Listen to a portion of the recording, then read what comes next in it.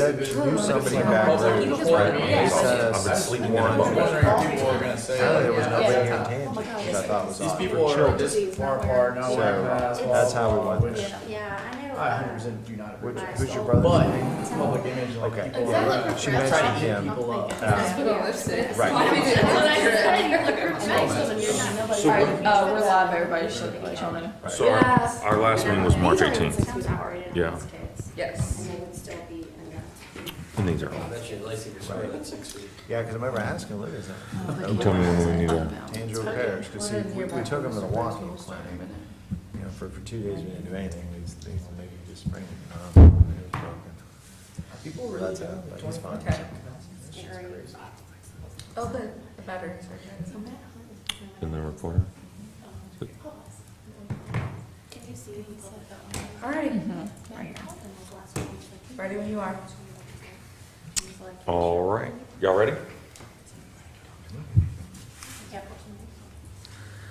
All right, good afternoon. Today's Wednesday, I forgot, May 19th, 2020 Downtown Development District Board, 20. Sorry. Today's the 20th? I'm reading off the, okay. Today's May 20th, 2020. And it's not 1 o'clock, it's 5:30. Hammond Downtown Development District Board meeting. We'll start with a call to order. Frank DiVittorio. Here. Eric Dosh. Here. John Daniel Garan. Here. Elizabeth Hollywood. Here. Bruce O'Krepke. Cassie Reagan. Here. Brian Walk. Here.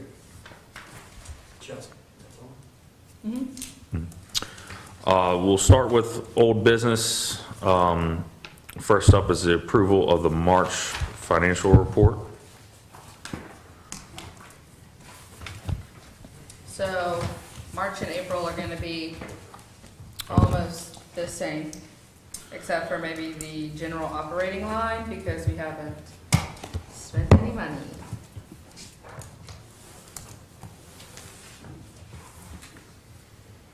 Any questions? I'll make a motion to approve. Can we do both together? Or we need Yeah, I was gonna ask. Yeah, do them separate. Do them separate, Separate. okay. All right, so we'll do the first one for, I guess, for March.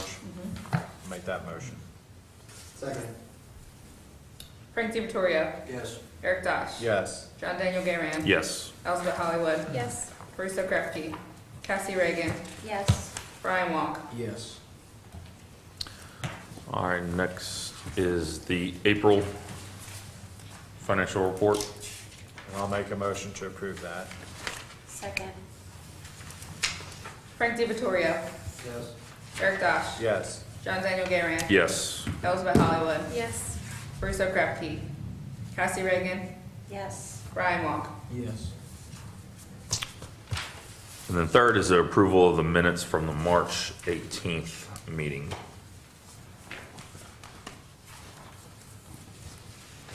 I do have a question. I don't think I saw it, but when, at that meeting, we didn't discuss potentially being, like, not having meetings for April, May, right? So, yeah, we didn't know anything. I was just Yeah. trying to think.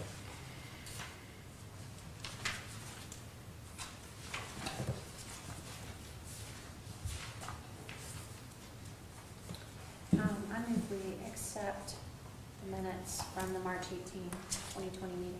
I'll second. Who's that, Frank? No. Brian? Brian? Frank DiVittorio. Yes. Eric Dosh. Yes. John Daniel Garan. Yes. Elizabeth Hollywood. Yes. Bruce O'Krepke. Cassie Reagan. Yes. Brian Walk. Yes. All right, reports. We'll start with the farmer's market. No. What? New business.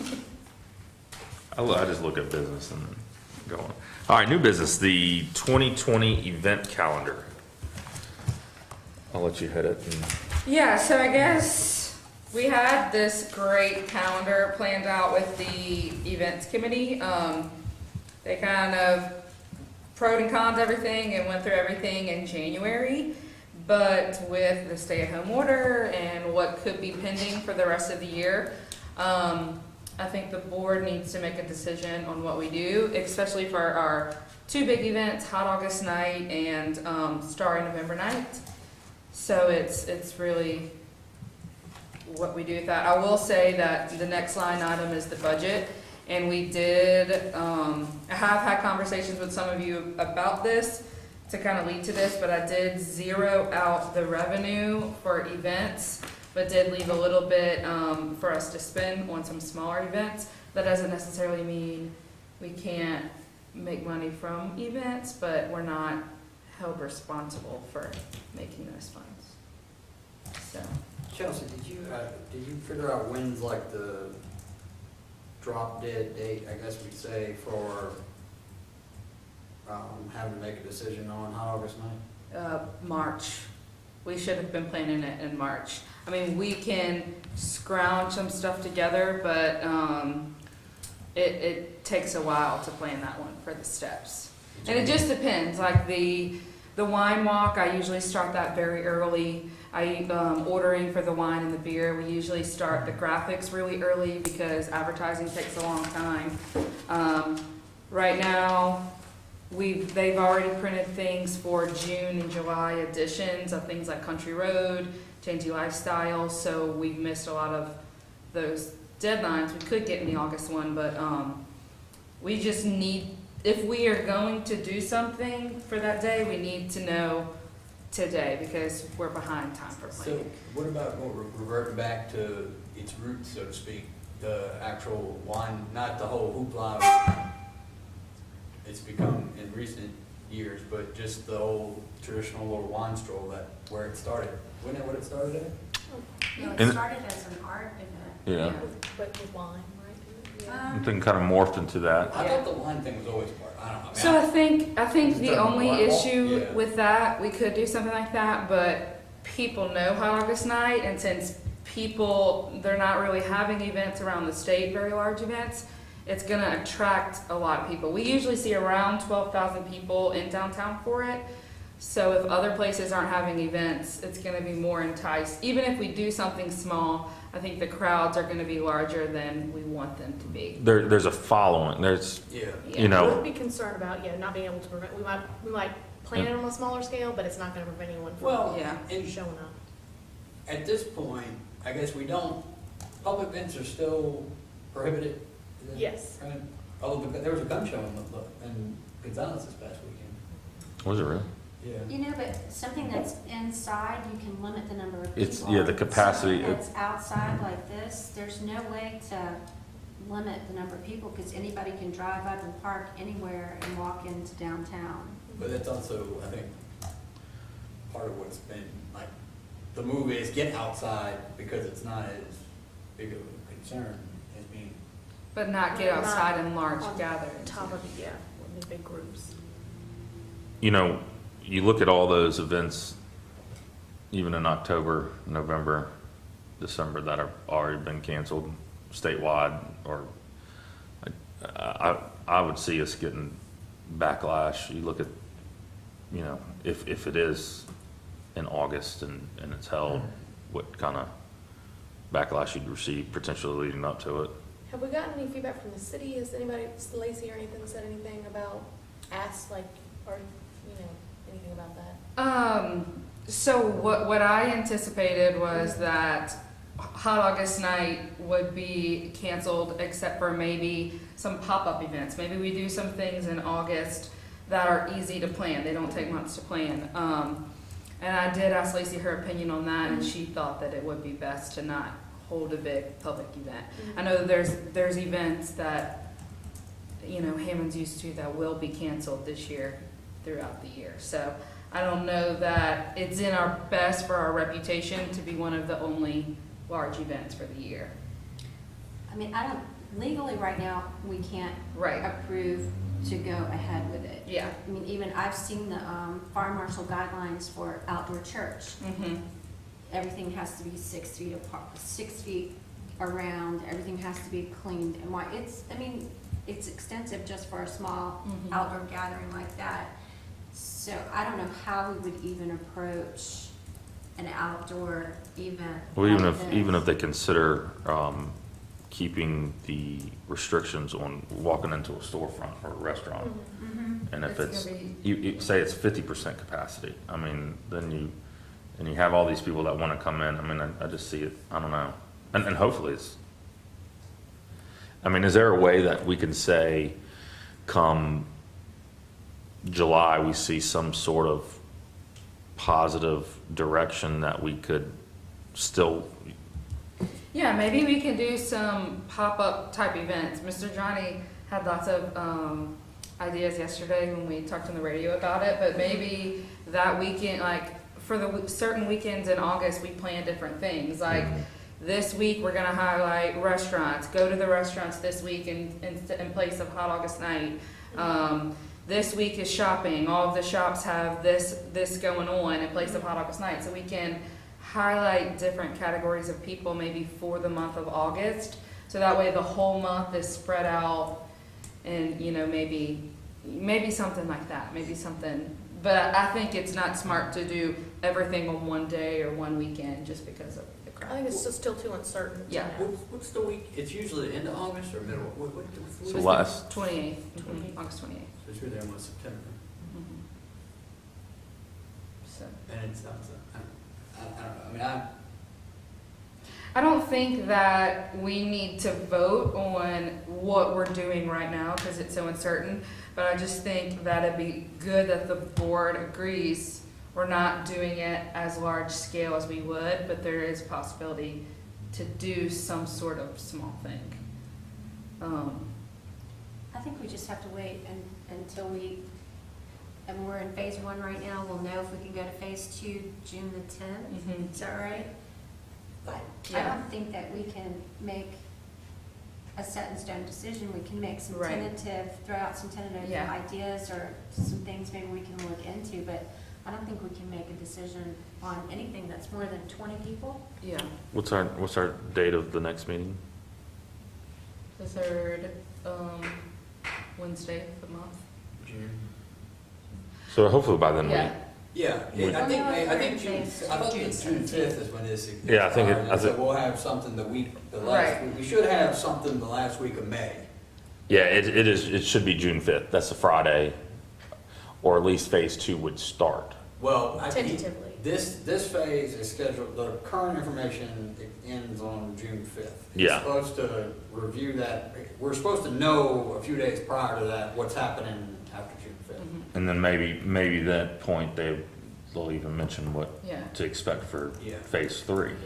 I think my biggest concern is that I just want to make sure we're all on the same page. This does take a long time to plan, so if in June we decide, yeah, we're able to do something, that puts a lot of pressure on the staff because we start in March and April. So Yeah. whatever we're able to do, just understanding it will be on a smaller scale because of the time crunch. Chelsea, can y'all do like, I guess you have like a vendor, I'm gonna call them vendors, whatever you wanna call them, like vendor list of stuff. I know you'll have like some type of bands and different things, food trucks, beer trucks, whatever. If, my expectation would be that if we are able to do something, there's not gonna be a lot of competing events going on, and that they're not gonna be too busy. So can we kind of like pare that list down, make some contact with them to the point that we're like, look, we're not sure what we're doing. If we decide to go, it'll probably be late, or y'all want to be in or out, like if we do? They want to be in. I've already gotten emails. Okay. That's another issue. Well, you know, Chelsea, Yeah. I mean, I know I'm on I realize that, I'll just start from there, that I realize I'm kind of on an extreme position in that I think we should go as hard as we can go every step of the way. I mean, I think we need to push, we're economic development, we should be pushing for economic development. And like I said, I know I'm gonna be on that end of the spectrum in this group, but I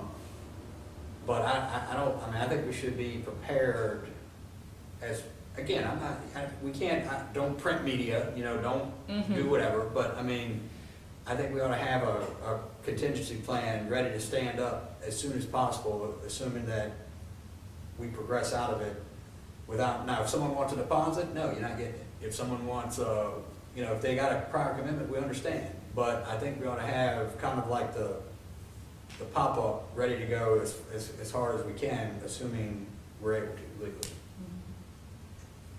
I Yeah, think, I echo Frank's comments. I mean, we as our entire country gotta get our feet back under us and get going as best we can, safely as can. And it could be definitely thinking outside the box and thinking creatively, like maybe we can help facilitate a lot more outdoor seating, for example, if that's allowed in say, so our restaurants, if they're limited with their indoor capacity, maybe we can block off some parking lots that we normally would put a band in anyways, put outdoor seating properly spaced.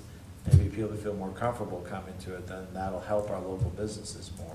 Things of that nature, I think we're gonna have to stay focused on, and get tents with air conditioning And that's a things good like sign. that. I mean, I think we want to be out there leading the, like you showing it can be done, welcoming people back, like helping people. I mean, like they're gonna be looking for something. I mean, I know football, and I think I mentioned this to you, like my understanding is SEC and NFL are planning on playing some football. Like they're gonna be right around that August date. So, I mean, now, is it gonna be a full stadium? Is it not gonna be a full stadium? I don't know.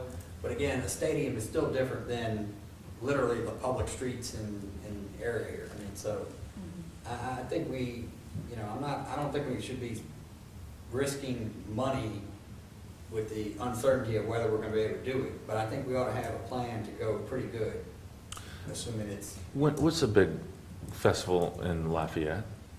Festival International. When is that? That would have Was been, canceled. that would have, all right. I'm trying to think, what other big events? Jazz Fest. Well, other than, Well, the Kentucky Derby was supposed to happen, it's moved to the first weekend of September, so it's gonna be literally, Okay. they're scheduled to go, and they're scheduled to go with fans as of now, for the first weekend in September. I think you go first. I think tentatively, look at what we can do, and if we're thinking about the economic development of downtown, that we look at it as how it's gonna best serve the brick and mortar businesses in downtown, and not necessarily, I love the farmer's market, but not necessarily the farmer's Outside market vendors, people, or the outside vendors who come in Yeah. and set up. If we set up a big parking lot with Yeah. outdoor, where they can go to one of Brian's restaurants or go to another restaurant in downtown, get what they want to go, and then go out there and eat, but not from an outside vendor. I mean, I Yeah. know they need to make money too, I'm not trying to. yeah, take but no, money, I get your point. we are the downtown development district, and we should be looking at our downtown businesses and how best to serve Yeah. them. Yeah, Eric. I think we can put a plan together of what we could do, and maybe we can send that out to the merchants for some feedback and see if we do this, is this gonna put stress on your business? Is it worth it? Do you want us to span it over a few days? Yeah. What do you think? Yeah, I'd love to hear what the merchants. Yeah. Actually.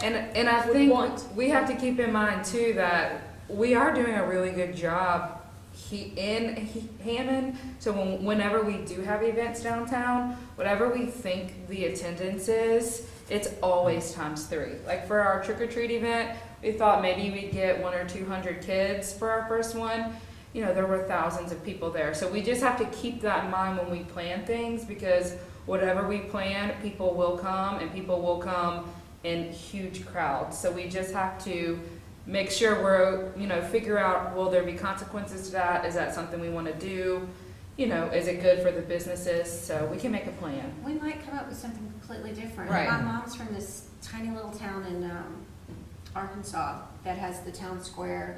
And this is more of a fundraiser, but I'm thinking it could be morphed between those things. They do a steak event where you have to buy a ticket, and you walk around and you pick your steak out from all these people who come in to cook them, and then you go get your table. But it's limited to the number of tickets. So maybe Hot August Nights is A ticket somehow on you it. have to buy a band. We only have a limited number of bands. Then you go to a local restaurant and, get what you want, and that reserves your seating. So it might have to go to be a reserved kind of thing instead of just a free for all for this year. I agree. You That's a know? good idea. So what we'll do is we're not gonna put out any sort of advertising, anything like that. We'll send out a survey to the merchants, and then we'll also put a plan together on what we think we could do safely and just go from there. For events too, I'd like to see something, y'all could put together like a picnic at the park, where every single I know my restaurant's right next to the park, but if every single restaurant could pick like a good grab and go item, and then go to the park and organize that. Okay. Like a special menu. Right. And like Eric had a really good point there about we shut down streets anyway for Hot August Night, shut down streets where expand footprints into that. Oh, yeah. Set up additional tables, seating, whatever.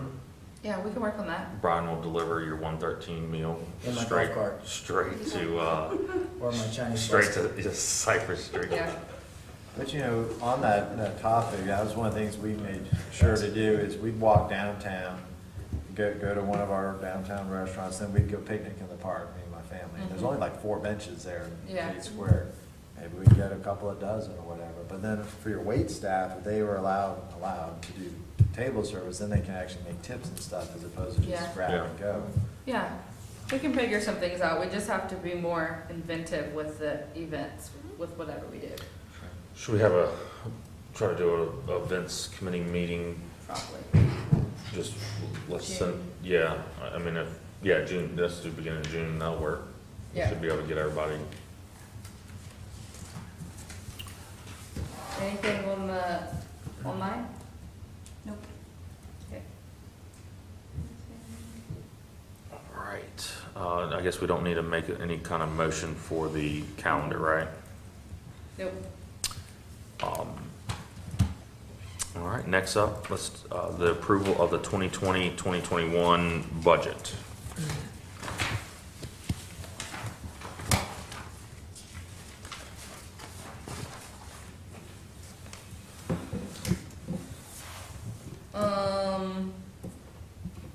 Like I said, we zeroed out promotions and fees, and we did leave just a few dollars in the events budget. There were some things that changed. Events was the biggest one. Was that committee is there a committee that did this, or did y'all just do this? I do this, and then I And then sent she it sent to it the to me. executive. to the 3 of Okay, them. okay, there was a committee. Yeah. Who, it's you, who's on the committee? Eric, me, and John. Mhm. And I agree with everything Chelsea had put together in here, and it makes logical sense. I mean, I think the main thing is that big zero on the promotional fees. Yeah. Mhm. Yeah. And as I was saying, if we can keep our overall fund balance hopefully around the same, Mhm. that cash accounting, as I like to think of it, that's Mhm. probably our best target for the year. Yeah. Do we need anything in terms of like helping to promote the businesses, like, you know, as the restaurants open up and that we're kind of, maybe that ship has kind of already sailed at this point, and salons and whatever the next group is that come in, should we be doing anything? Do we need a budget, any line to do? That's all anything? under It's like marketing. advertising, Okay. yep. But that's really the,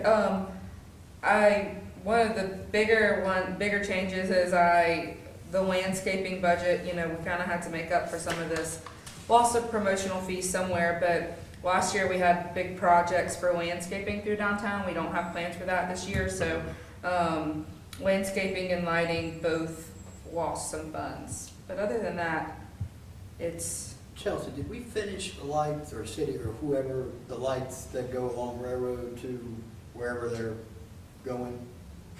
that phase is Sidewalk complete. lights? The design committee was talking about continuing them all the way, I guess first phase would be to Hanson Crossing, because they kind of stopped. And then the second phase was all the way, to the chamber and continued, but we haven't gotten further. That was just mentioned at the last meeting, but we haven't gotten any further on that. Is that what you're talking about, the sidewalk lighting? The ones that are like the, Yeah, Pedal, yeah. the tank bucket lights, like Mhm. the pedestal? Yeah. yeah, that phase is complete, but they do want to do some more. We don't- Any questions? I move we accept the budget as proposed. And I'll second. Okay. Frank DiVittorio, Yes. Eric Dosh, Yes. John Daniel Garan. Yes. Elizabeth Hollywood, Yes. Bruce Krepke, Cassie Reagan, Yes. Ryan Walk. Yes. All right, investment in the program Locable. So I'll let Yes. you kind of explain to everyone about Locable and, Okay, so this is a program I've actually been looking into a few years, but I didn't want to be the start-off community that spends all the money on it, you know?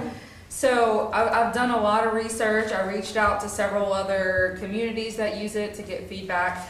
Basically, this does a whole list of things. You know, our merchants are always asking, you know, what other services can you provide for us? What can you do for us? This is this is only some of the bullet points of free things that this can offer our merchants. Two of the more important ones are a community calendar. This is something that has come up in every strategic plan, every master plan. There is no downtown-wide calendar because it's very hard. People change their minds about things. There is not one. Basically, what Lookable is a portal. So Cassie can log into her portal and she's got a whole profile of her business. She can upload all of her sales, all of her events, all of her job opportunities, any volunteer opportunities, coupons, all of that. And if she has a website, it integrates with her website. If she doesn't, it acts like a free website. And then from there, it automatically populates to our website. So our events calendar is always updated with Cassie's correct information. And then the flip side of that, businesses can choose to support each other. So Brian might say, okay, I want to share all of my restaurants on all of my restaurant pages. So he can pick what other members of the DDD, what calendars he wants to share. He may also want to share the Columbia, but maybe he doesn't want to share John Daniel's events. I don't know. So there's a lot of flexible options for them, and it makes sure that everywhere that they have information, it's always correct because it's always coming straight from them. So that's one of the things. The second thing is it works as a free e-commerce tool.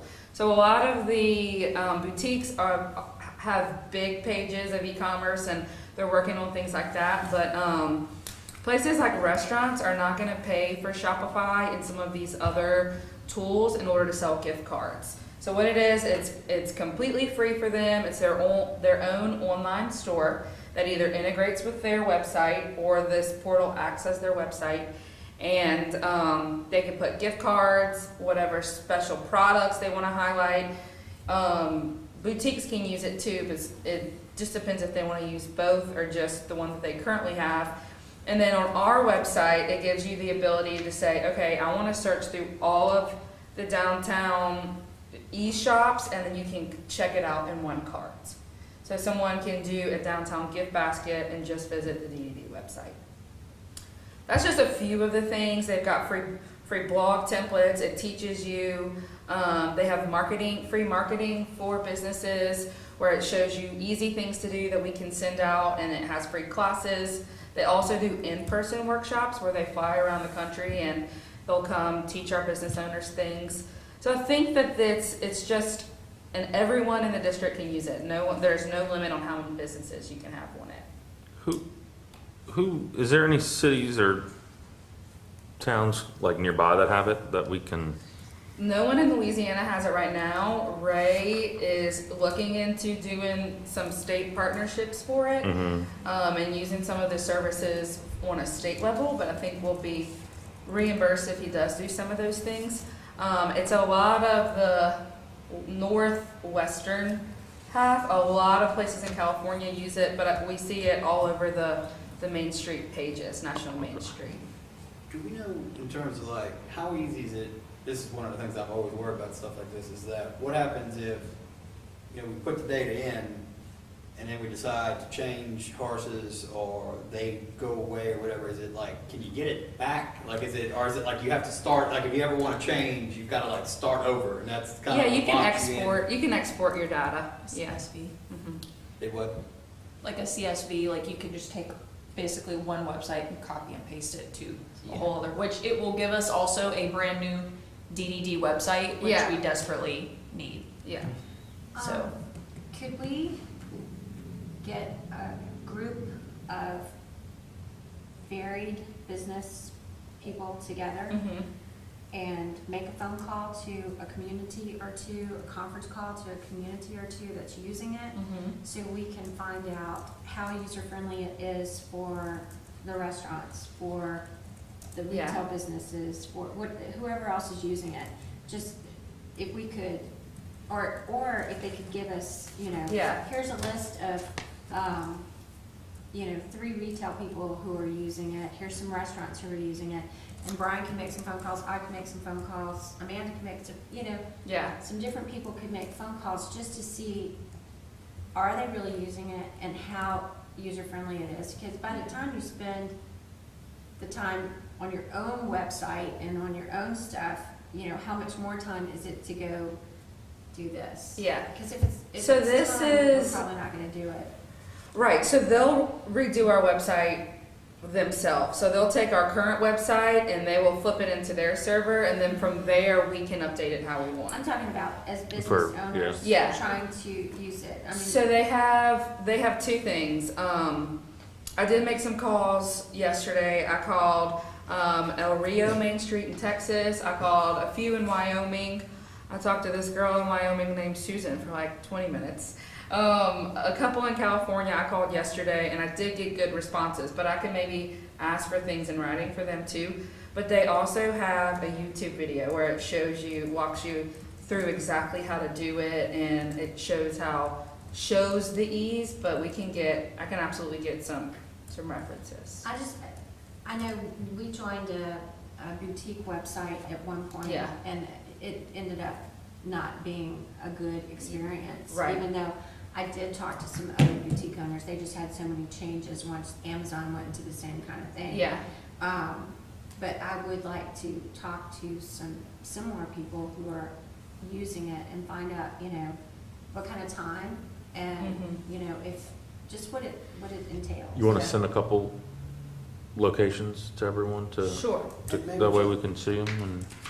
And maybe Chelsea, you could get, I don't know where these people are, but maybe you could get like the local people we can set up a way to do like a Zoom thing or He video does conference demos. thing, demo to let him, without him being here, but just have him Show us, do yeah. something where we can put it on the screen and walk through it and everything, kind of see how it works, and then maybe even if we could find some other DDD person somewhere that has done it, to have them kind of get them here. How long has it been out?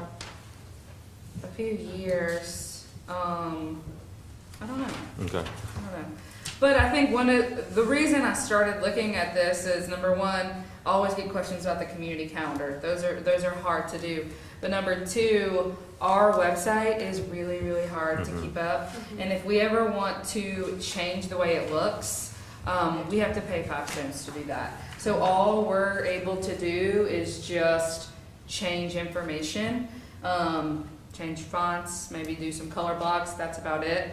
So rather than paying for a new website, I thought that this was a much better option because we get all of these services too. So I'll look into all of it though. Okay. And then Chelsea too, it looks like you have directory on here, so it would populate a directory for us as well, because that's obviously something we desperately need to have an updated directory. Yes, so for the business owner, every time they go into when they first set up their account, they put all their information, their address, their Facebook links, their website links, hours, all of that. And once they click save, it updates Google and it updates our website. And it updates any other place that wants a directory. So say the chamber wants to feature a downtown directory on their website, all they have to do is embed the code that we give them, and then all their information is updated there. We do have a directory that we've kind of manually created, right? Long time ago. That's when we first got the website, but most of it is coding, so we haven't been But I'm able just to saying, like, we have a update that. spreadsheet. I know. Oh. You said a long time ago, I feel like this is. Oh, whenever I thought you meant on the like, website. When I was on the board last time is when we got it done, but like. Yeah. But we have the DDD does have a internal directory of contact, good email addresses, phone numbers, names for businesses in it. On Maestro. We have what's called Maestro, and we'll talk about that when we talk about the ROI. I don't have everyone imported in it yet, but I do have everyone's information, so if they're not in there, we do have them. So if we went to the Locable thing, would that be up to the individual owners of businesses to update their information? Like, would that, I would also, we would also have access to. We can help if we them. need to. but more importantly, if, say Cassie moved locations and she could She go can in change and that, yeah. update that, or new ownership of a business or something changed, they can go in. Right. And it's not left on the DDD to Right. have Right. that. And as the one of the, between me and Chelsea, as one of the main people that will be using this interface, not only does it take a lot of the grunt work away from me as far as like populating information, but we can also change things as we want as well. On the Like she website. mentioned our current website, that's part of the reason why I was hired, and I can't edit our current website. So it's almost a catch-22. So we need an interface that I can actually manipulate, because that's part of the reason why I'm here. So it's definitely one of the best ones we've seen, where it splits the grunt work plus it gives you the freedom to be creative with it also. Yeah. It's not too restricted. Chelsea, we need to talk to also, before we go on, the city has, and it was implemented when Sammy was here. Invro or Intergo.gov or something, I don't know what the name of them, I mean, Marcus, we can find out from Marcus. And I don't think they're using all the features in it though, but it's supposed to have all kind of community stuff that we might need to look, that the city's already bought. We might need to, also, before we go into the money, that you might need to talk to Marcus or even round Yeah. up Sammy, because I think he was the one that was involved in when we got it. I think the city's, the last plan, this was a while ago, but the calendar that they were working on, I think is, because there's so many businesses in Hammond, it was a paid calendar, so you had to pay to be part of it. With that program, with what they were working on. Well, I don't know, like I'm saying, like, there's been turnover, and I don't know if everybody even Yeah, knows what's there, that's- but there was something InGov or InvoGov or something. Like I said, we might have to To look it up. Yeah. circle back around. Make sure you're not duplicating. So I Services. sent y'all, all of the links that I have on this, all the information. I sent the YouTube videos of, the demo on how to use it, the demo on him making us a website in 2 minutes, which was also crazy for me. I sent lots of information in the last email I sent, so, y'all make sure y'all check it out. Maybe, but I would like, if we are going to do this, I really would like to do it quickly, just because our website just needs some help. And this is that's really important to me, so I think, this is part of it. But, that's it. Well, yeah, I mean, I think what we're saying is let's try to get some, maybe the guy, not necessarily here physically, Right, but get for him the to be next able to meeting. set up the virtual in, port in, or whatever you want to call it, teleport in, and do a presentation on what it does. And let's Yes. also try to get, maybe if these other people, reach out to these other people too, maybe this to them, they can probably tell us what we have, what the city has. And maybe get them to do a pitch, or whatever you want to call it too, Okay, for the next meeting, if that's sure. possible. Okay. And I did go over this on the Zoom meeting with I did 2 Zoom meetings, one for retail people and one for restaurants. There was only like 3 or 4 on each, but we did talk about this, and the feedback I got was positive from them. So we'll go from there. All right. Next up are the reports. We'll start with the farmer's market report. Hi, everybody. So, I just want to give a bit of an update about the online platform. As everyone knows, we did shift to that while everyone was at stay-at-home order and everything was shut down. So Chelsea so graciously provided these stats at the top. One thing I do want to point out for the customers, so Local Line allowed, like, everyone creates an account, so we have their contact information, so that has allowed us to better fill out our community list for the DDD. And just anecdotally, the customers that we have seen using the online platform and coming to pick up on Saturdays are loyal customers to the market, but we have had a few people who are from Baton Rouge and from New Orleans, and from Covington and other places use it too, and they found it online and decided to do it. So I feel like we have reached other folks, but in general, it has been the more loyal market customers. And, you know, the orders, you know, you can see the order number there. And our plan for this Saturday is to shift to an in-person market, modified setup. You can see sort of that plan here and what our map will look like. For Saturday, we will continue to use the online platform to ensure that every customer feels safe in participating. We have had a few folks email us on Facebook saying that they actually can't get out of their cars, so they really enjoy the online pre-ordering and pickup because they can't get out of their car, they're handicapped. So yeah, there are, I mean, I don't know how much in depth you want me to go into the proposal for Saturday. All that is here. Some differences that you might find from our previous in-person market modifications. The vendors are going to pick up paying for their spots. For the 2 in-person markets we did when we were sort of dialing down, we didn't have rents, but they're going to start paying rent again. And we will have a larger market on Saturday. We'll have 16 vendors as opposed to 5. But we'll still sort of limit the capacity inside of the market area to have distancing in place. And we actually updated the map today, so we have a better one. But that's sort of the flow that we're going with for 1 entrance and 1 exit. Luckily, Pot of Gold has left the hand washing stations by the office, so we are using them and Claiming them until they pick them up. yeah, they're really handy. So we'll have 1 at the entrance and 1 at the exit. Vendors will be required to wear masks so we can ensure that we have a safe public environment, that we're trying to be mindful of what's going on. So yeah, I guess, you know, I don't really know how much more to discuss for that. Michelle, do we actually have 16 vendors that have signed up? Because I know some of the vendors weren't sure if they were ready to come back themselves. So do we actually have? We don't actually have 16. Yeah, we have capacity for it, but yeah, in the future. So that's what we advertised for with the vendors. I asked them to notify me if they wanted to be at the market on Saturday by 5 today, and I had 12. So we have 4 empty spots. So yeah, and we have a variety. We have some folks who are using the online platform that will be in person, and we have folks that aren't on the online platform that will be participating in person. And on the online platform too, Michelle, I know you applied for a grant, so it's actually paid for, like the actual online platform is paid for through the month of June.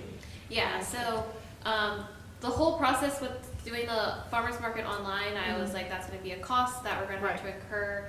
And so I wrote for a $3,000 grant through the Louisiana Healthy Communities Coalition. They're the same group who funded our Better Block project, which we'll talk about modifications for that later. But yeah, so we got the maximum award, which is $3,000, and we have been using that to pay for the online platform. And that money needs to be spent by June 30th, so we have that paid for up to June. And also there's some budget in there too. We're going to be getting some farmers market bags and other things that can help us set up the market safely, banners, stuff like that for advertising. So yeah. I'll say too, we'll be able to put out a vendor list before the online platform closes. So if your vendors, if you are thinking you're going to go to the in-person market, but your favorite vendor may not be there, then you're able to order online and go to in-person, or kind of choose what you want to do for what I guess produce you're looking for. Yeah. How about for the hand sanitizing stations? Are there any other companies that are willing to donate so we can put them in selected spots around the city as we have more people out in public now? We'll talk about that. Yeah. Yes, that's a great idea. Where did this 25% operating capacity come from? Because my understanding, that's like inside building, restaurants, fire marshal code, like we're not inside and we don't have a fire marshal on the deal. Well, that's what our businesses have to abide by, so that's what we want the market to abide by too. But 25% of what? What, yeah, Like the restaurant is, it's the fire marshal gives the building a capacity and 25% of our is on vendor that. capacity. Like, what, right? what's the most vendors we've ever had? We have capacity for, so the capacity was for the people within the market area. If we were to do 25% capacity for vendors, then that would have been around 10. Yeah, Yeah. but what I'm saying is that there's like, Yeah. an outdoor space does not have a capacity by, like a fire marshal capacity. So- Yeah, so rightfully, that could be removed and it's not necessary. We wanted to put that in there to ensure that we're being mindful of what the businesses in downtown are doing, so that we're not doing a full-fledged market. So that we're being mindful of what others are having to abide by. And so we're limiting the market, the people within the market area. Typically, at any point in time, we could have like up to 100, there's people who flow in and out. And so, I realize that's probably not accurate, and I guess that's not necessarily something that we're hanging up on. The only reason why it's in there is so that we're operating the market in a way that is mindful of the businesses in downtown, so we're not doing a full-fledged market. You said 50 people at a time, right? Yeah. I mean, that's a good many people. You Well, I think just saying that they're, it's- as long as they're maintaining the 6 feet Even distance. though you're outside, you Yeah. still have to maintain that. It that won't be much of a distance. gathering. It's I not think like as it's gonna long be as the a. workers and all the vendors who are working at the farmer's market have masks and gloves on, it sends a good message to the Yeah. customers. What about the other markets? I still think we have to avoid, big groups of people. Yeah. It's Yeah. gonna be like, it'll be all over Facebook, like Cinco de Mayo was all over Facebook. Yeah. Because nobody could stay Yeah. 6 feet away. And, I don't think we want that. I think that the entrance and exit will help that too. Yeah, but Yeah. 50 people is a lot for that, between those booths, walking through there, that's a good many people, don't y'all think? Yeah, I just don't see people like at the farmer's market being rude about it. They usually respect each other and walk in a single file line.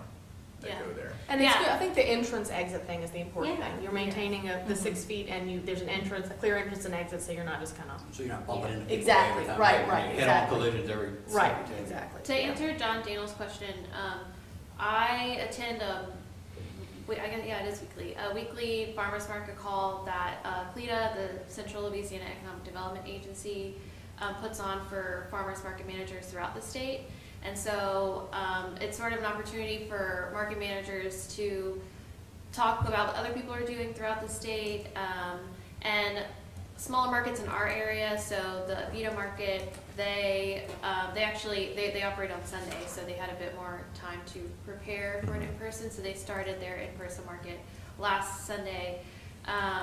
The Mandeville Farmers Market, they ceased operations during the entire time, and they opened for in-person.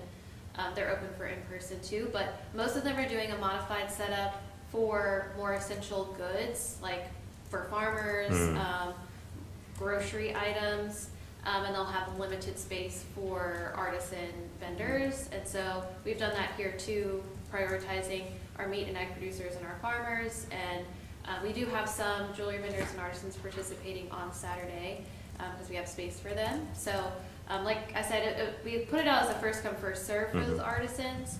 And I only received 12 people contacting me that they wanted to participate in the market, so I haven't had to turn anybody away. And we aren't even at capacity, so. Right. I think vendors are also sitting at home, some of them are a bit older, and they are trying to be mindful of their own health too. Yeah. When they come out, and so, Yeah. we're not pressuring anyone to come Yeah. back, we're opening it up and Yeah. trying to be mindful about that. I want to commend Michelle too. We've been trying to do an online market, and I don't think there's any in our area that have online markets for a farmer's market. I think most of them are in North Louisiana that have them, Alexandria. Yeah, Central Louisiana. Yeah, so I really want to commend how fast she got everyone online. Yeah. She was able to go and help them put all of their stuff in. We did it in a week, to get the market. From when we purchased the program to when we opened, it was about a week and a half. So Michelle did a really great job with, keeping it keeping it together and making sure people are, shopping local for produce. Yeah, thank you. Anybody have any more questions? All right, next is Better Block. Just an update for you guys. I don't have any paperwork or anything like that. Like Michelle said, we got a grant to hold the Better Block event, and because it was canceled, we still need to either spend those funds by the end of June or give them back. So one of the major purposes of Better Block was, besides cleaning the block, was transportation, the biking and the bike paths and things like that. So what we decided to do is to spend that grant money on bike racks in downtown. So we talked to Lacey at the city. The city's going to install them for us, and they're gonna help us once we kind of do a more public campaign on where they should go, where people want them. The design committee kind of looks at them. The city will actually go to the locations that we pick, help us figure out exactly where in that spot they'll go, how to install them, and install them for us. So the only thing that we are looking for as far as pricing before we figure out how many we can get is the cost of powder coating. That was something we weren't gonna do before, but now since I think we should. I think they'll be better that way. So I think that's something else. Will they all be the same color, or will they be? Probably the green that the benches are. Wait, when Okay. are they gonna be installed? Don't know yet. We know that we're gonna figure out how many we can order and pay for them by June 30th. It'd be the perfect time to do it during all this stuff. Yep, and then Everyone's out. we want to make sure that the community is involved, so we'll do some online stuff. Can we start that soon? Yes. I've seen a lot more bikes Everyone lately. is- Yes. Yeah, it's Katie perfect parks her timing. bike Yeah. at the Yeah. office. Tie it to street sign. We Yeah, do or lock it. already have one built, so Tangi Industrial Yeah. built us a rack based off of like one that was like $800 that I found on Amazon, and I was with the welder and we were drawing it up, and he built it for us. So they already have like their mechanism in place, so they can build that faster. Yeah. So we have one waiting, Yeah. and so we will have to get that one powder coated, so we're trying to see the pricing for that. But they're really glad that we're working with them, and I think they'll be I actually haven't reached out yet to let them know that we're gonna be buying, well, essentially $3,000 worth. But I think they'll be really excited to take that on as some work and to have some contribution into downtown, so. Yeah. In Chelsea, like we were talking about the survey monkey, I think this is a good thing, like, let's just blast it, let's do it Yep. tomorrow, let's get that survey Yeah. monkey out. Yeah, survey monkey, like, or that, out tomorrow. Or you can like, just do a say, social media. Let everybody act like. I think we'll do both. We'll do a survey monkey, and then we'll also do some stuff on Facebook where you can answer a question Yeah. and type in where you want, and then Cassie and I have to schedule the next design committee meeting, make sure people want to meet in person, but when we do, we can go to the design committee and say, here's what people are saying, are these Yeah. spots okay with you, do they match up with the master plan? So that way we can get that rolling in June. So, I think that's something, we got grant funds coming in, because we hired a grant writer, so I think this is great for us. Yeah. So, All right, number 3, the projects during the stay-at-home order. Alright, we had a couple, I'll start with front porch project. So I know I think 3 people in here participated in the front porch project, but this was one of the things that we did during the stay-at-home order, mainly on social media. So if you aren't familiar with what that is, we partnered with Kaylee Norton, who is a new photographer in the downtown district who has an actual studio within downtown. We sent out a call to all of the downtown businesses, and so we were partnering with her to have them be photographed by her for free, and then those businesses would be featured online on our social media accounts as well as our website. 28 businesses were photographed. Kaylee worked her butt off. She went up and down the streets for 2 or 3 weeks taking pictures of everyone. And so far, 23 out of 28 businesses have been featured on social media or on our website. All of those photos are up now. they're in your binder too. Yeah, there's photos of what's in your binder is a graphic that we sent to Tangi Lifestyles magazine that will be in next month's edition. A great example of what the Front Porch Project did for one of our businesses is Susan's General Store. We featured her store on April 13th. It was shared 34 times and had almost 50 comments, which she said is the most social media interaction her store has ever had. And there were 32 comments, with almost half of them being to the tune of, I had no idea this store was in downtown and I'm gonna go as soon as I can. And she could not thank us enough for doing that, because she said that's the most attention her store has gotten in recent years. So that's just a good example of something that we were able to do from a distance that highlighted our brick and mortar downtown merchants. And thanks to everyone who's participated. We still have a few people on deck, 5 more businesses that are scheduled for the next week. So, any questions on that? We got 1, 2, I 3, love 4 it. board members in it? Yeah. 4. Yeah. I thought it was a great project. Yeah, it was fun. I think it was a little more personable, so you don't Yeah. just see, you don't just see Garrett Insurance, you get to see John Daniel and meet his family too. And that was fun. It was a fun thing for me to take on. And it really great pictures too. So Yeah. it makes the visual aspect of our social media has gone up so well, because photos tend to do almost twofold better than graphics with text do.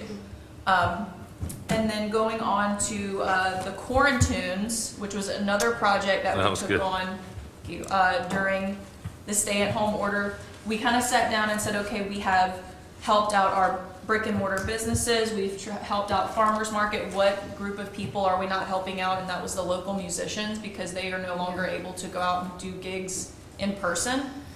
So Kim Walker, I was on Yeah. a Zoom meeting with Kim Yeah. Walker, and she asked the DDD to do that. So she said there was a couple she followed in Florida, and she thought it would be a good idea for us. Yeah. So we said, okay. And if you're not familiar, what it is every episode, we did it every Friday, so we had 4 episodes. We did it for a month. Every Friday night at 6 o'clock, a Facebook watch party premiered, where it was 3 local artists that played 3 songs apiece. And the idea was for folks to get local takeout from downtown Hammond and go home or go sit on their patio and listen to quote-unquote live music on Facebook. It also gave the artists a chance to be tipped virtually on Venmo. So on the screen, we had each artist's Venmo name up. And we got a lot of great feedback from that, because that's money that those artists were not getting otherwise. We featured 12 total artists, and I won't read out, but it had a lot of interaction. It was viewed almost 1,500 total minutes over 4 episodes. Can we replay those through the week? Those are still on, so if you go I know, on I know you can Facebook- still go on there and do it, but can you like highlight one each week maybe? Like, are they done? Or are we gonna They're continue reposted. with, like, will there be a new one on Friday or no? No, Yeah. since the restaurants were able to open, Yeah. we kind of stopped it, I but gotcha. we've kind of left it as open to, we'll come back whenever Yeah. people want it again. Yeah, Joe Burns, who is Yeah, he's- one of my professors at He's Southeastern, cute. He's good. He loves it. He wants to do it every week. yeah, yeah. He changed his attire, so like Yeah, his yeah. beginning intro was one outfit, and then his ending intro he put on another I thought one. he was Britney Spears. Yeah, he was Something. really into But it. if you guys haven't seen it, I suggest just go to our Facebook, and it's in our videos, and it was really successful on social. Yeah, Katie Kinney one was really good. Yeah. yeah.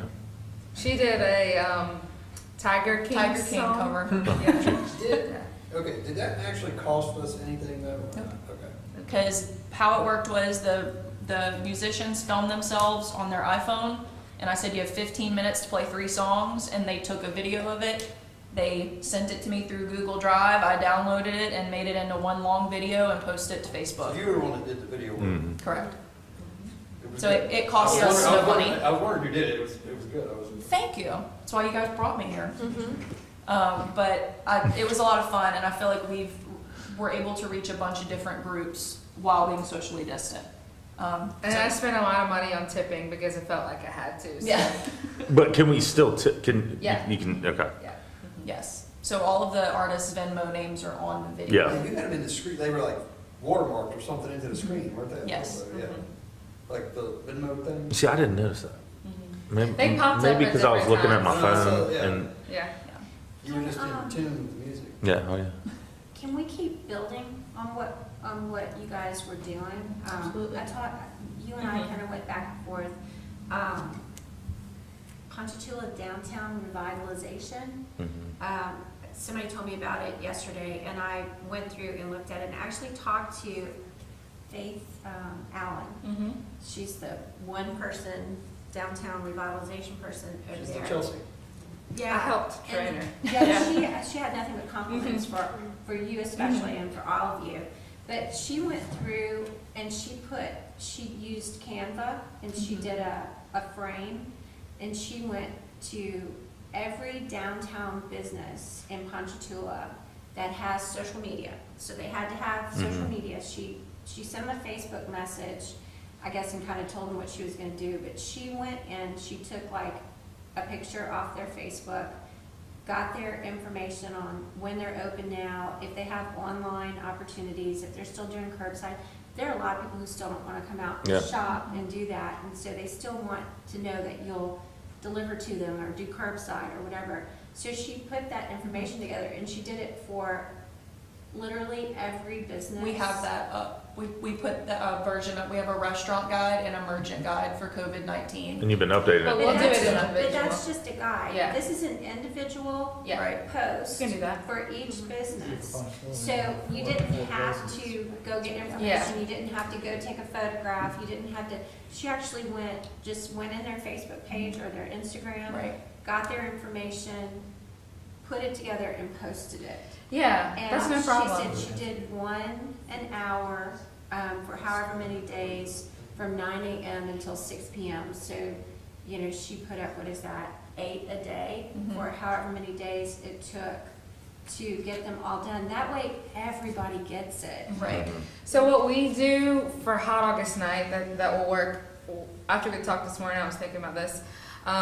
What we do for Hot August night is everyone that participates gets a personalized story and a personalized post that they're tagged in. So it automatically populates to all of our stuff, and it populates to their stuff, and it's a custom-made graphic that they don't have to make. But we're not gonna wait till Hot August night. No, to but do we're that. gonna redo that for this, the same concept where you get both. You get the story that looks like downtown, but it's for your business on the story and the post, and then it's free for the businesses to use on theirs, and it's on ours. So we've already got the templates for all that. We've done those several times, and we haven't done them during this, so that's easy. Well, this is just, I mean, like I said, one Yeah. girl, I scrolled through their Facebook page yesterday, Mhm. and literally I can go through and I know all the information about Yeah. every Ponchatoula business, and it's really cool. It's not just the merchants, it's not just the restaurants, it's every downtown business. That's probably another good reason that we need an updated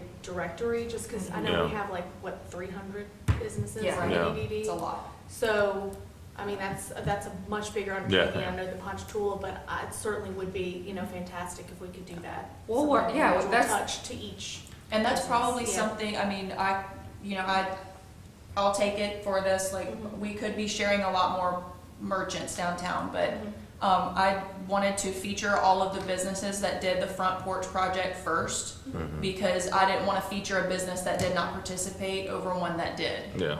So And now we can go and through. so now Yeah. we can go through. That's a great idea. I think it's a great idea. Right. You know, this is good, something Elspeth and I have talked about, and I think Chelsea and I have talked about, in terms of like, we were trying to figure out how many businesses are here. We actually found a use for the master plan. It was, Chelsea had to hunt it down for me in there, but we found, realizing how many businesses and industries and everything that are in there. And I think, just future reference, I think at some point, we do need to kind of look at that industry breakdown and not just, reach out to some of those groups as a restaurant. And right now, it's, things are different. Restaurants have been literally shut down. Hair Right. salons have been shut down. Bars are still shut down. There's a lot of people that are not struggling, but literally out of work.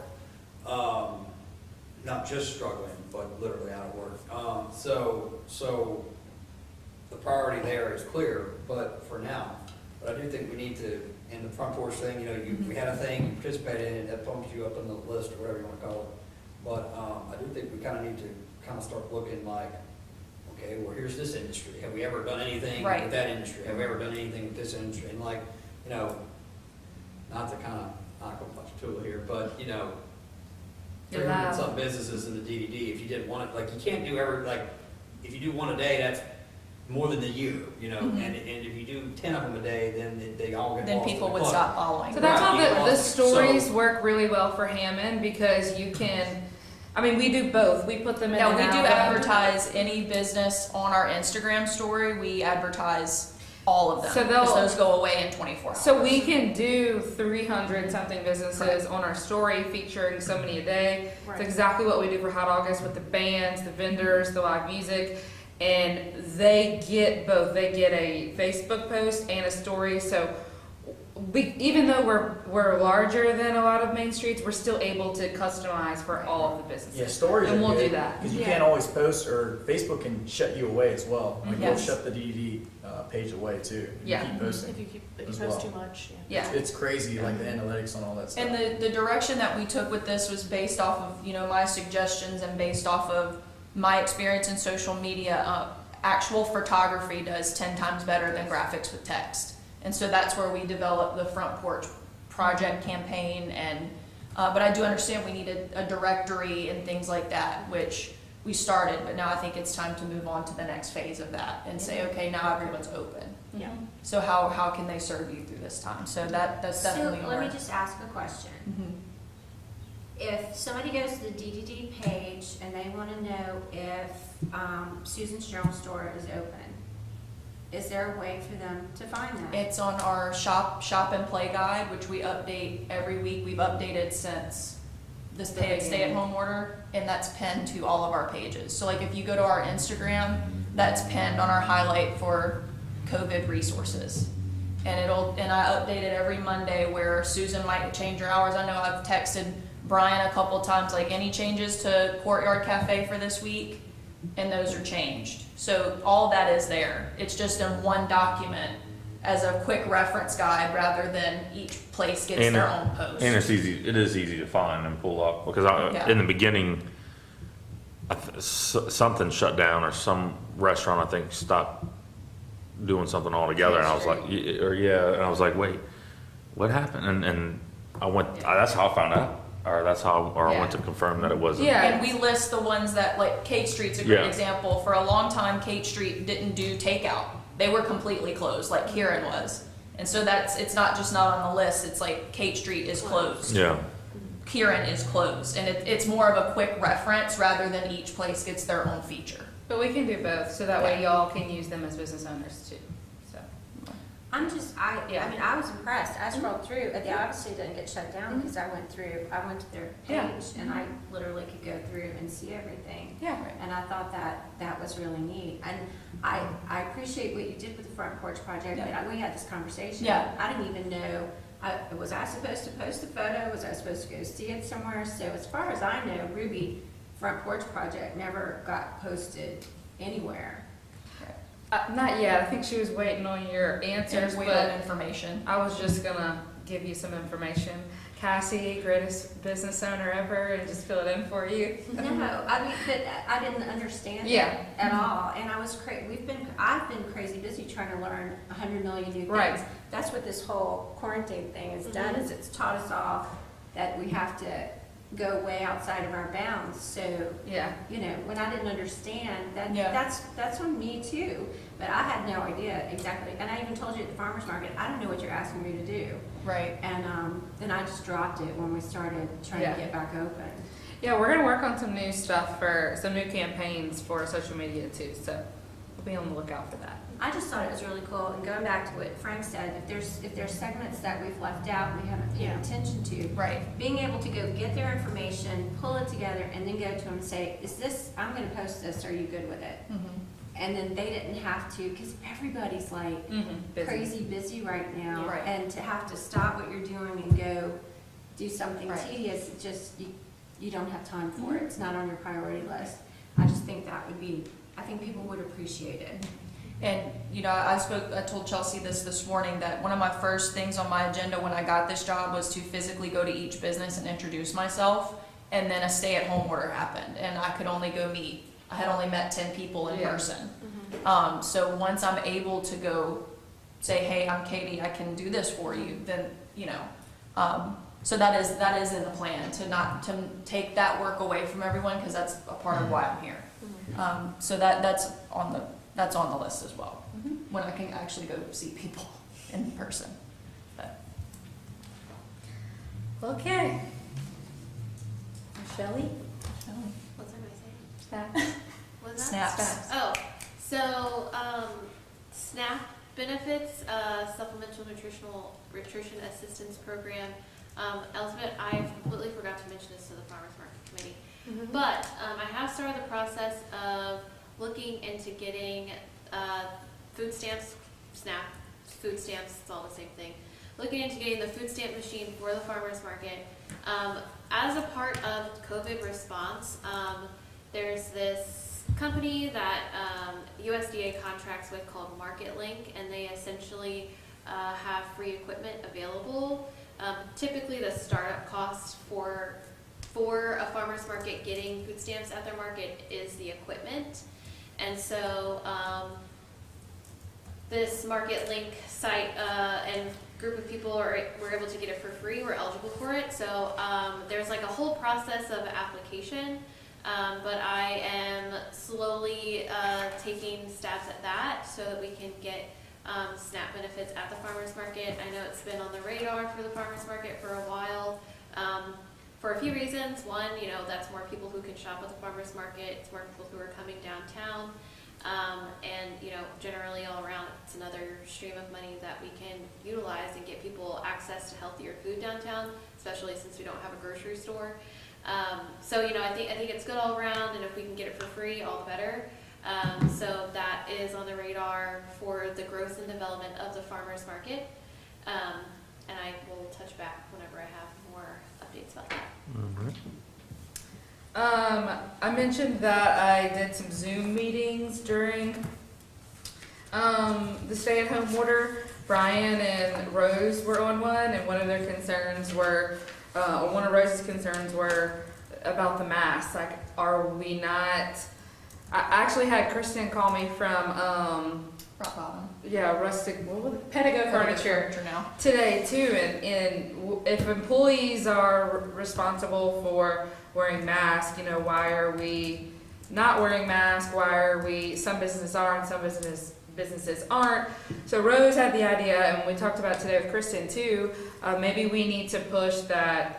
It's okay to wear masks. Like, tag us and what your mask looks like. Make it more of a movement rather than something scary. Because Rose kind of talked about, well, if my employees are wearing masks and they're doing the right thing in wearing masks, but someone next door is not, well, it makes my business look a little bit scarier from perspective because they're wearing masks and some other ones are just kind of going about their day. So mentioned that maybe more public officials, the DDD needs to push a little bit more that if all of downtown is required to wear masks, then we should be wearing masks. That was one of the concerns that came out of the Zoom meetings. But other than that, Mr. Bruce from Mariners had a lot to say about the concerns about the unemployment. If people come back, if they don't come back, he had a lot of perspective on the PPP loans and gave a lot of good advice on both of my meetings. So they were small, but they were efficient. Are you using the Zoom for the committee meetings now too? Only the farmers market has met, but none of our committees have met since the stay-at-home order. But I just mean like in general, like maybe like not so connected to the stay-at-home order, but just in general, like going forward, just to make it easier for people to attend and participate in those things. Maybe we can. That's what this is. That's why it's live. No, I know. For the committee meetings. Committees. You just mean Like like yeah. when the the events nurses committee meet. be. Right. You know, like, So I like know, I've some- heard Cassie say right. it. Oh, Like, gotcha, it's like, yeah. it's hard for me to get there because of. You're talking about members, not public. Yeah. Yeah, committee members. I wouldn't be Committee able to meetings. Zoom. If I can't physically come here, I wouldn't be able to Zoom. Well, either. I mean, maybe somebody else, We like can have an somebody option. like, because it's like, they're trying to, when you're trying to get here Run and your there, and business, it's like, yeah. well, it's like, if I can get it, maybe I can't drive across town or whatever, but, if I can turn my phone on and I'm there, then I participate or whatever. Okay. All right, Eric, you wanna? Sure, Take it we away. worked through the loan policy to get that updated. So I have the red line track version for us to take a look at, and maybe we bring for formal approval next month. A couple of things. One, Chelsea and I found a form that we're supposed to get filled, the insurance agreement, basically saying, anybody we give a loan to won't discriminate. But that's part of the USDA's compliance thing, so we have to get that taken care of. In terms of the main changes to this, if you go to, in our packet, that it'll say revolving loan program, page 1. One of the things that's was a little bit of a discrepancy was we would say the loans are based at prime minus 2. And then later in the document, we have it like 3 different kinds depending on the collateral that we're given. And with the way we've seen this craziness in interest rates, I was going to suggest we set a minimum, a floor is what we call it in the banking industry, of 1.5%, which would basically be very close to prime minus 2 right now is 1.25. So we would just say no matter what happens in case of Fed or we had negative interest rates or something weird like that, we're always at 1.5%. That's open for debate. We can talk about it next month before we finalize that. Also, the way in industry today is you don't say New York prime anymore, it's Wall Street Journal prime. So I fixed that in English, that's easy. There were, another thing is we talk about delinquent payments, but we don't define what a delinquent payment is. Typically it's 30 days in banking, so I suggested that. And just a few other kind of small, English changes there. Also, when we're looking at the USDA guidance, it wanted to put some, what's called the North American Industry Classification Number on a loan, which is just the kind of business it is. And a Dun & Bradstreet number as well too, which I don't think that would be too much difficulty to do there. But that was it. I mean, I'd like y'all to read through it and see if there's anything else you see on that. And I've got at least 2 people at First Guarantee that can volunteer for loan committee, but we're gonna need to get at least somebody from another bank as well. So we have at least more than that. Eric, was that Dunn's number it talked about? Is that what you Yes. said? What about credit scores? Like, do we have anything? I know we don't right now, but Right. is there a minimum credit score to get our loans? Right now, we don't have anything defined. That was Okay. one. Can you, is it based off credit? I mean, it shouldn't be, right? What we put in here, and just clarified English-wise, was that it would be the loan committee's job to make sure that the loan could be repaid. Mm-hmm. I actually talked with our group about, because every bank is different, what they accept for credit scores, what they accept for what we call a debt service coverage ratio. 1.25, for example, is pretty common. Every project's different, and I think we just need to make sure as long as they can pay back, Mm-hmm. maybe they have extra cash and savings. And there's so many different things. I think the loan review committee needs to make an objective decision as best they can, and then we present it here to the board.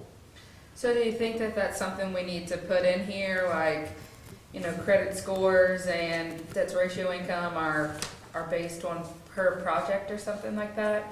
Because I would hate for, I don't know, me and John Daniel to have the same credit score, and I think that I can get a loan because John Daniel got it, but maybe my situation is different. I don't know if that's necessary or not. I think we gotta keep in mind that in our case, we do have this is not a knock on a bank at all. All businesses goal should be to make money. But in terms of the banking industry, they've got to kind of streamline a process. They're trying to, and their goal is to make money. I think our mission and interests go a little beyond that, in that I think we need more flexibility than a credit score. Yeah. And I don't think we should tie ourselves to a credit score. I mean, Yeah, that's fine. I just didn't know if we should have some kind of Right. stake. Yeah, I mean, it's Chelsea, it's one of those catch-22 things. It's like, the harder you make or not harder, the more objective you make the process, the easier it is to say everyone is being treated equally. But then you lock yourself into a box. Mm-hmm. And I think we're trying to get, if they could go to a bank and get they're getting a little benefit, cost benefit here in terms of the interest rate. But I think also part of it is to help, that art gallery that's like, well, how is this going to, like a bank is kind of looking at it going, well, Right. I don't know how this Yeah, I is was going to just work. We're not necessarily going to take a chance on you. And we've done pretty good with getting these things repaid. And if you've got the collateral, I think yes, the answer is there is some risk there in catching some flack and having to answer for that at some point in terms of if all things being equal or treated differently. But I think the benefit is that we are trying to get beyond, we're trying to reach as many people as we can.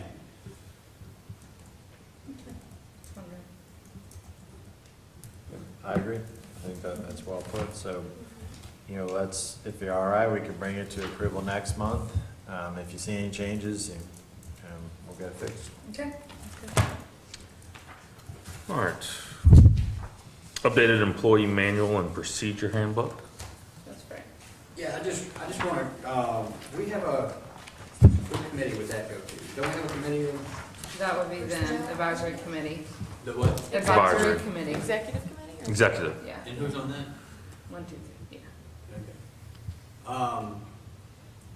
Well, I don't know, I think we just need to take, somebody does, and didn't I have like some kind of, I did the policy procedures, what committee was that? Yeah, no. Was that a committee of me? Like, That was you. Your volunteer work? Yeah, okay, well, I think I would like to be involved in that, and I think Yeah. maybe Elizabeth and I and anybody else who want, I think one other person, or maybe not Elizabeth, I don't know if I volunteer her, or maybe she doesn't want to volunteer for that, but anyway, I think I'd like to go ahead and make sure we get, because I think we're using, kind of piggybacking off of the city of Hammond stuff, so I think I'd like to get a copy of that and get a look at it, start kind of looking at what, if anything, needs to be tailored for us. I didn't print it because it's really long, but it's on the City of Hammond website. There's a whole section for employees and employee procedures and handbooks and all of that. So I guess it's not really an action thing, it's just something, and if anybody has any input that they want to add to that, shoot me an email. All right. ROI documentation and That's right, too. Oh. return on investment. So the ROI thing, this was kind of one of the, where I was poking some questions about the quarantines or whatever in terms of that. Like, I just think, we are a public body, we are answerable to the thing, and I kind of always ask, I try to always ask the question, how does this benefit, like, we need to always remember that, yeah, we've got, economic development is a very broad thing, but at the end of the day, we have taxpayers that are in our district that really, they have to answer the question periodically, when our taxes come up for renewal, are we getting anything for this? And I think we always need to keep in mind, how does this benefit them? Again, I realize I've been kind of opposed, that might be a strong word, but I have questions about how the online farmer's market benefits us, because I've always considered the farmer's markets, what connects it to the DDD is that it's a draw to get people into downtown to eat at the restaurant, shop at the retail, to see the experience, to consider renting or moving down here and things like that. And I don't know what, I have some questions as to, does someone clicking somewhere, zooming in, picking up something and zooming out really benefit us, and what does that cost? So I think and also talked to Chelsea about some of this, and a lot of the work through and thought process seems to be getting done, but the public can't see it, and they don't know what it is, and as board members turn over, they can't go back and look at it and things, and so I think I want to kind of formalize something where we do some type of analysis, generate some type of report. I'm not talking about a 65-page report for everything, but ask the question, what is the economic benefit to the people that pay the taxes here? And think through that process and kind of get, at the end of the day, some report that gets somewhere, on the website, wherever. So my response to Frank when we talked about this yesterday is, we have the capability to do all this, and I agree. One of the biggest pushbacks we got was for starting November night. If we would have had a documentation like he's talking about to show it's losing a lot of money, it's losing customers, we've had input for this and all in one document, then it would have been easier for people to understand while we were doing it. So on Maestro, that's where we keep our directory. I printed out some sheets that you can see. Right now I use it for just work plans. So this was a work plan for the chalk walk, and you can see that it says the income, it shows the income, it shows expenses, it shows dates, it shows who all is involved. And then whenever each task you can put a dollar amount to, you can put time to, so that we can see exactly how long it took Katie to edit those videos, things like that. And then all of this can be exported nicely and put on the website. So we wanted to use it for 2020, but it kind of, we haven't used it yet, but everything that we do, all the tasks that we do are documented in Maestro. It's just about getting them on the website and communicating it. So that's easy for us to do. We just have to start training ourselves to use Maestro. And that's a goal of mine for 2020 anyway. So that's very easy for us. Yeah, I think it's a good deliverable to have to Yeah. show how. Mhm. Some of your return on your investment though is not literal. Right. Literal, it's not tangible, it's not numbers. So Yeah. some of it, like the farmer's market, is bringing a quality of life experience Yeah. to downtown. It's bringing people in so they experience what's down here, they see what's down here. And I think the online platform, while we had to shut down, it still brought people into downtown. Maybe they couldn't come in and shop because we were closed, but it's still, it was crazy, scary down here with nobody. So it was nice just to, even have these cars pull up and them outside. It was like a positive presence in downtown. Plus, you're providing the people in downtown Hammond who choose to participate with fresh vegetables and fruits and all that kind of stuff. So, I mean, I would hope we would not have many people that would see that as a negative. Well, No, I think it was not- great to do it during the shutdown, but we do Yeah. need to reassess once we start having to pay for it. Is it gonna detract from people coming downtown because they're just driving through and picking up and Right. not staying? Well, So and I don't that's wanna get- analysis we're gonna have to do in the future. Yeah, I don't wanna get lost on, like, hung up on the tree instead of the forest here, and what I mean by that is that's just, I use that as an example to explain the point, like, there are all of that needs to go into the analysis, so it's there, and so that when people question things, like I'm questioning, it's just something, it was a question, those two weren't connected in that, we need the ROI analysis so I can get rid of the online thing, that's not my goal. But it's to see that where you get, where all the arguments for and against it are supposedly or hopefully gonna be thought out, located in one place, and then everybody can look at it and say, okay, like, maybe I'll look at it and see, okay, well, here's this other stuff that makes more sense to me, or some other topic, or whatever. It's not, that was the example, but I just think that everything, like, I mean, Chelsea used an excellent example of Star November night. Hot August night. I mean, I've heard over the years people hate Hot August night, so I mean, nothing is ever gonna make everybody happy, but I think it will be beneficial to. Just need more supporting documents. It'll be Right. benefit, well, and I agree even with just that. to show the thought, like, we're thinking about these things, it's not some willy-nilly, And like for the, posterity, so Yes, we can go yes. back and look, this is why we made this decision at this right. time. And we It's were- like your AT&T account where every time you call, they make a note of what you said. Right. I'm looking Well, I'm at not your gonna make account. notes of it. Yeah. Right, But you know, kind of it's like that for projects at least. Here's how it started. Right. Here's the committees it went through. Here's the thought process behind things. And like, As you know, long you as get we don't just judge everything by the dollar value. Yeah. Because Yeah. the Chamber's doing sponsoring a grad walk for downtown. Yeah. So downtown businesses are gonna be able to, we're one of them, Brian's probably doing it, I don't know, have graduate pictures on the windows. There's not gonna be any money spent, and it's gonna be hard to judge what that return on investment is, but,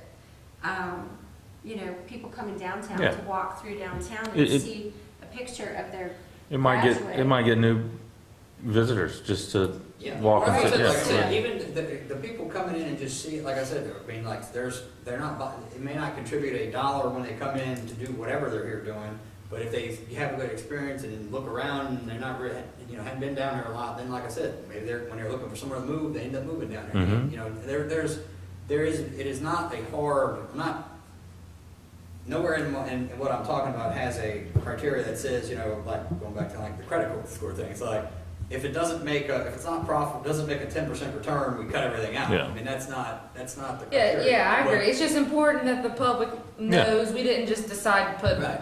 bike racks where we wanted to put them. Yeah. There's thought process. Yeah. And Yeah. part of That's one of the fine. things Yeah, about- so- I mean, I think that that's good for me too, because then there are arguments that turn into sometimes, well, Chelsea led the DDD to do this. Well, no, like Chelsea took these steps, here they are, so. Well, no, like, yeah. like the board, like the board here, like, Mhm. you know, one of the good things about it, we've got a diverse group of people here, and that, yes, I am more on the fiscal, that when I'm making my analysis personally, I'm looking more at dollars and cents than Yeah. other members. Other That's members easy. are looking more at whatever, and that all has to, there's a balance that all that has to mix together. Like, it shouldn't be a strict dollar and cents thing, and you also shouldn't forget all about dollars and cents. All of those are factors that come into the pie, so.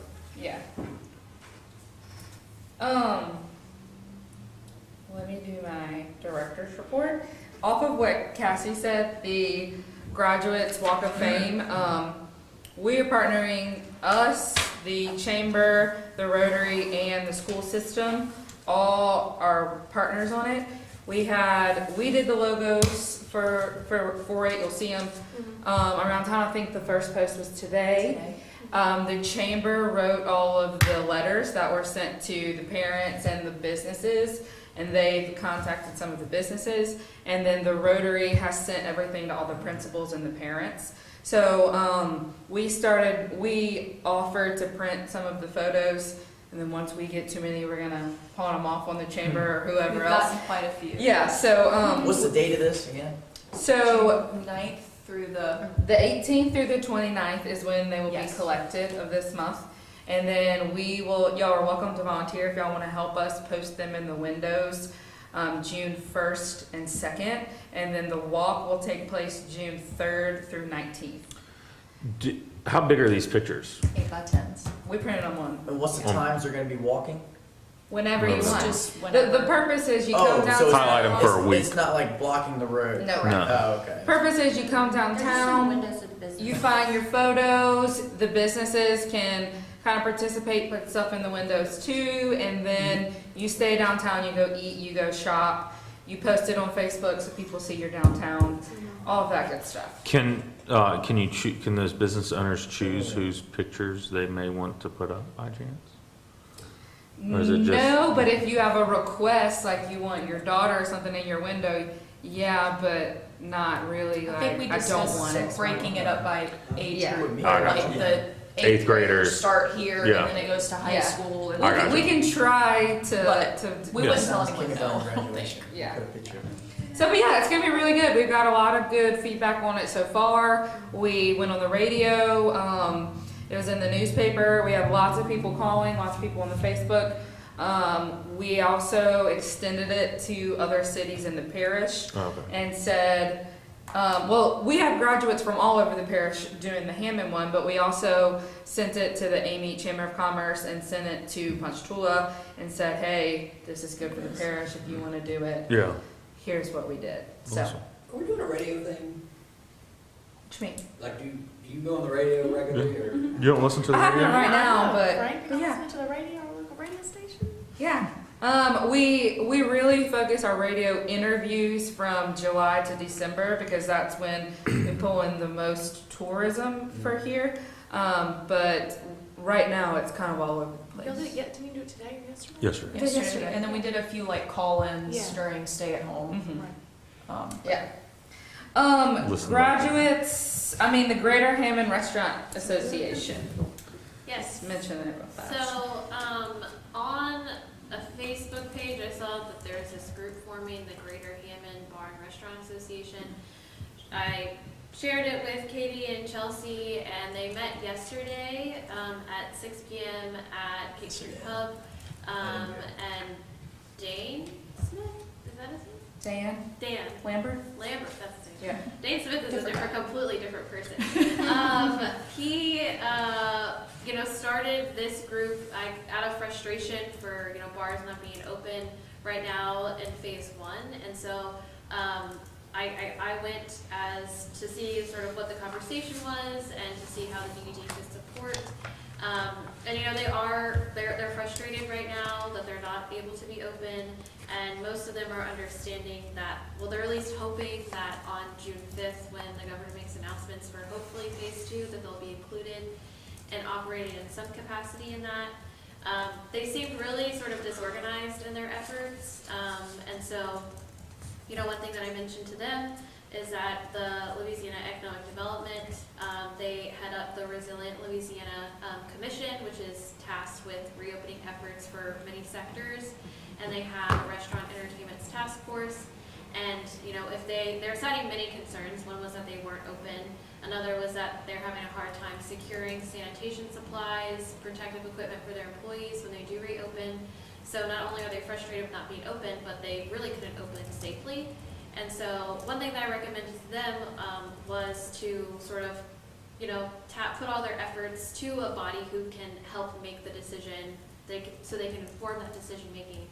And that if in any way the DDD can be supportive to them, obviously there were a few people who were like, we should protest, blah, blah, blah. Stance of the DDD, we would be, you know, regulation abiding, you know.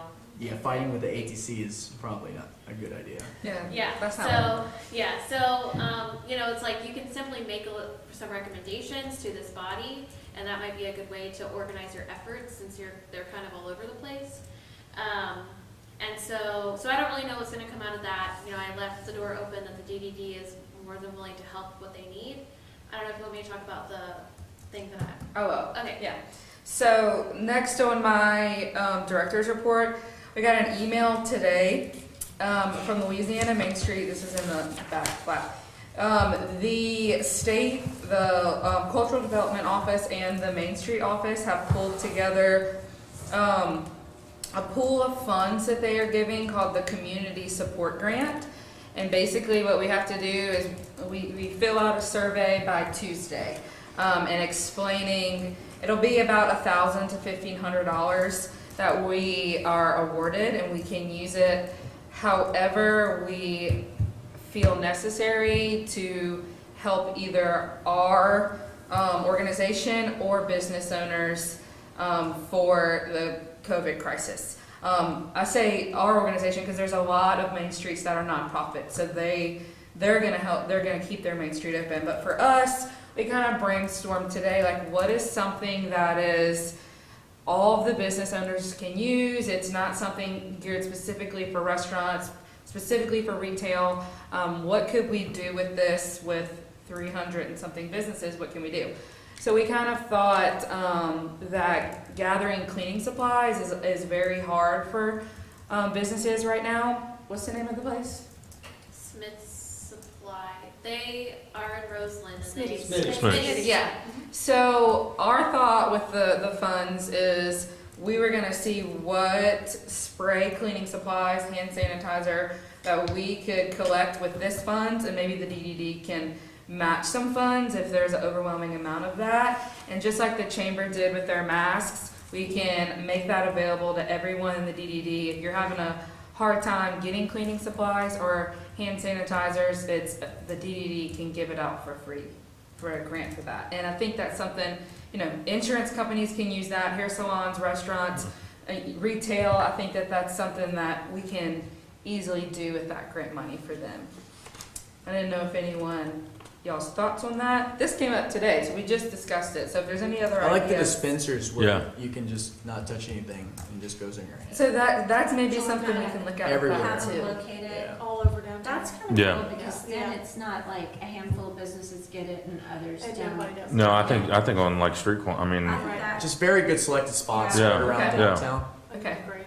do they make a outdoor? It needs to be better than the pot of gold one. Yeah, those are. Because Right. that one's like actual water. Right, And yeah. people like think it's hand sanitizer and then Yeah. they walk off and Yeah, they're like, so oh wait, that's soap. Yeah. Yeah. So, I do know Purell makes those like portable stations, but I wonder Yeah. if it works on other I'm than gonna ask Purell. Cintas I what wonder they if we have could too. get them and just put Yeah, this that's and good. put stuff in there. Like if Yeah. they were Pretty sure they have. Yeah, so theirs is more of it's more of a liquid, Yeah, it is. and what I have Yeah, found they gotta is be put a down spray or bottle something. is better. It's better, yeah. So that would be I don't know, maybe we just walk through misters of, Yeah. Yes, they will. So yeah, we're gonna apply for that and figure out if we can either do stations around town, give business owners the opportunity to get cleaning supplies while supplies last, maybe both. We do have some funds and a couple accounts we haven't used, so depending on how much we get for what, the DDD can pitch in some money with this grant too. okay.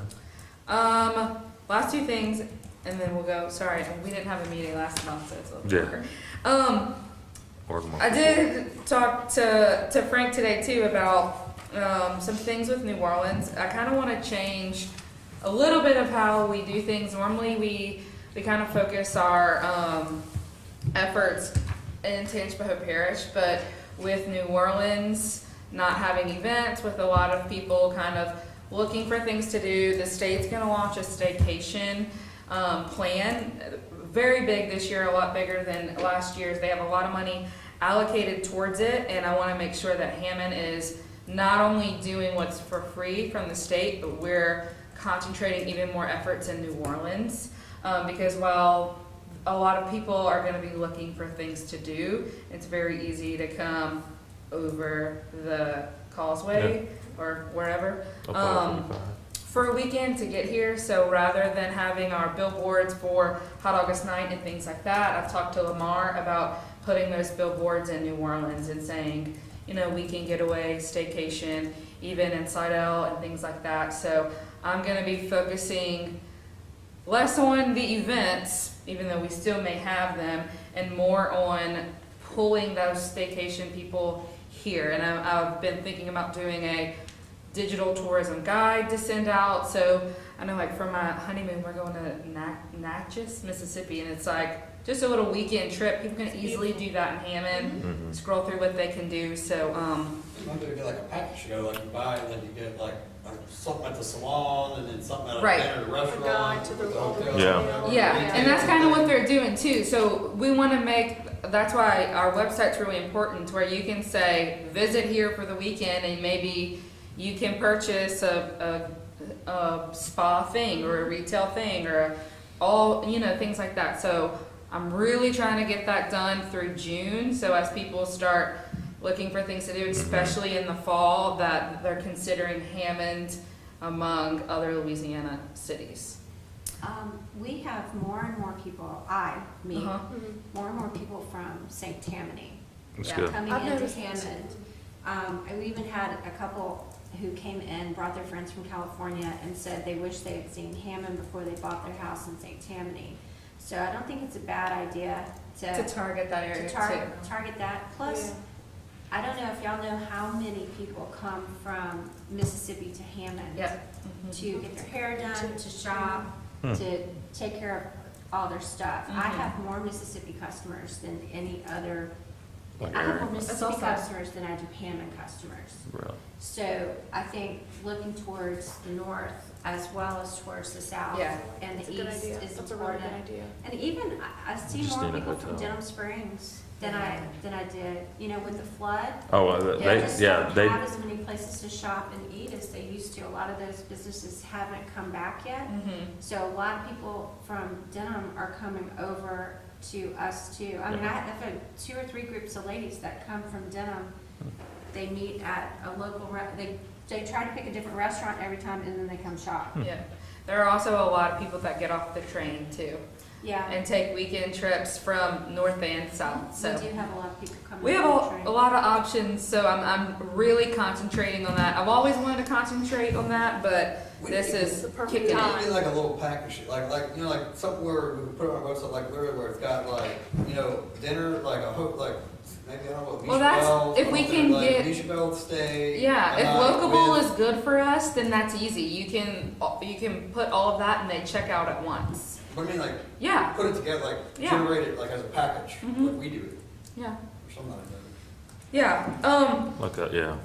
So yeah, well, I'm working on that. I haven't even told Katie about that. I've been thinking about that. So that's something we're going to be working on here in the near future. Last thing I want to talk about is Frank and I talked on the phone today more about communication with the board, the public, things like that.